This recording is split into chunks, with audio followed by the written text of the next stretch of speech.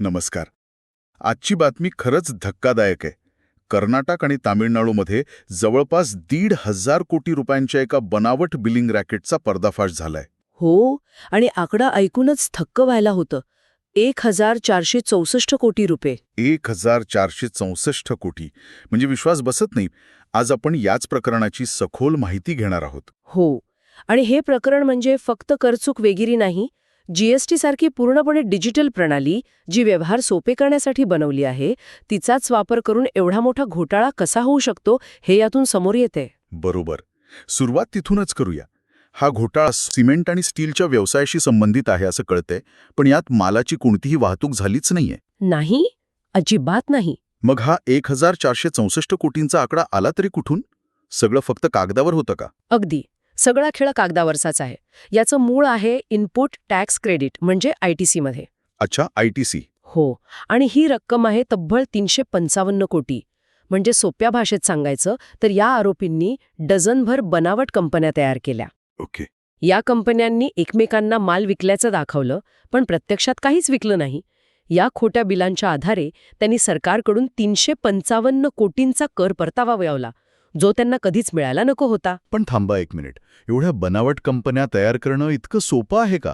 यासाठी फक्त काही कागदपत्र पुरेशी होती, म्हणजे कुणाचं लक्षात कसं नाही आलं? आणि हीच तर या घोटाळ्यातील सर्वात चिंताजनक बाब आहे. त्यांनी डिजिटल साधनांचाच वापर केला.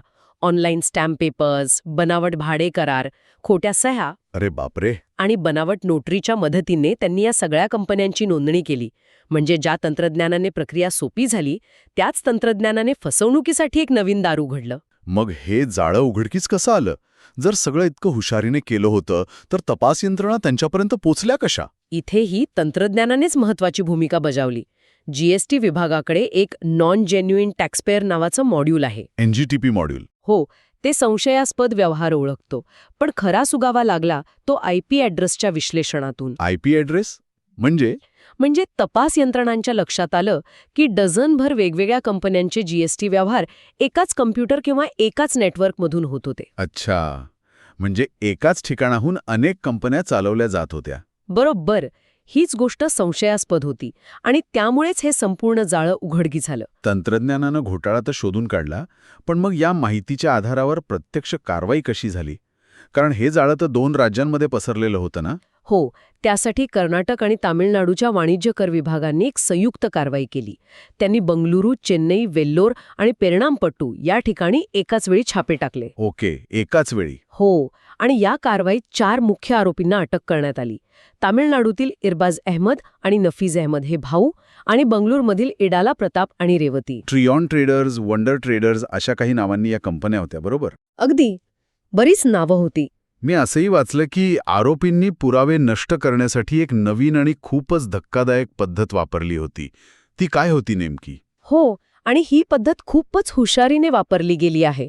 मोठ्या प्रमाणात फसवणूक करून पैसे मिळवल्यानंतर हे आरोपी स्वतःहून त्यांची जीएसटी नोंदणी रद्द करत होते. स्वतःहून? रद्द करत होते. हो.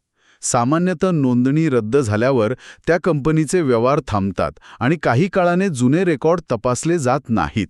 आरोपी याच गोष्टीचा फायदा घेत होते. म्हणजे फसवणूक करायची, पैसे मिळवायचे आणि मग स्वतःला गायब करून टाकायचं. अगदी. जेणेकरून तपास यंत्रणा पोहोचण्याआधीच ते रडारवरून दूर जातील.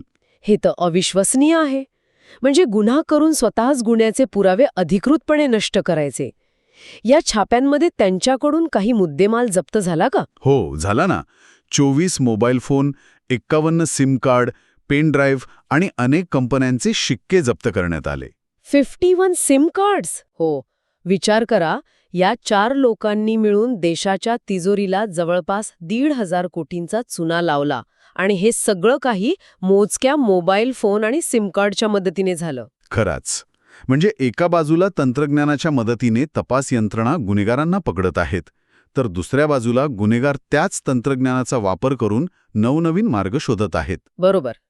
ही घटना फक्त करचुकवेगिरीची नाहीये, तर यातून एक गोष्ट स्पष्ट होते. जीएसटी प्रणाली जितकी डिजिटल आणि सोपी करण्याचा प्रयत्न झाला, तितक्याच सहजतेने गुन्हेगारांनी त्याच डिजिटल साधनांचा वापर करून फसवणुकीचे मार्ग शोधले. या चर्चेतून एक महत्त्वाचा प्रश्न निर्माण होतो. जशी तंत्रज्ञानामुळे फसवणूक शोधणे सोपे झाले आहे, तसेच गुन्हेगारही त्याचा वापर करून अधिक आधुनिक पद्धती शोधत आहेत.